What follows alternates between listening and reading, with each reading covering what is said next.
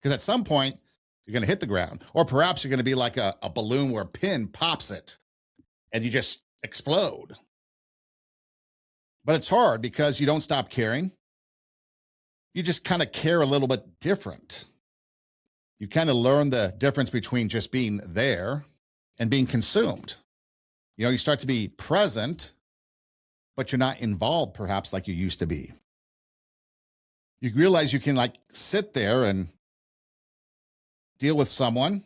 They're in their pain, they're in their suffering, they're talking to you about it like they have before, but you're kind of checked out. You understand you're responsible to people, but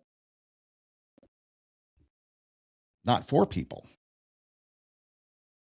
And things start to change and you start to wonder, what's wrong with me? Well, perhaps that shift that happens isn't anything that's really wrong with you, because for some reason, people think it's burnout, but it's not really burnout, especially not burnout because you're a weak person. Maybe it's because you just cared for too long and now you've just at that point. You've been holding it together for yourself. You've been holding it together for other people, and it's been way too long. And then ultimately, you're holding it together for everybody else, and you forget to hold it together for you, yourself.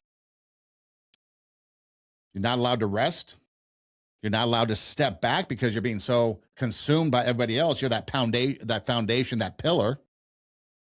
Maybe you're that foundation, the combination of the foundation and the pillar that everybody's leaning on, standing on, the support that you're giving to everybody. And eventually you're like the point where it's like, well, I can't carry all this right now. Doesn't make you any less of a person or less of who you are. And you start to realize that, wait a minute, I gotta start preserving myself. Because if I can't take care of myself, how am I going to take care of all these other people? So you start to protect your energy.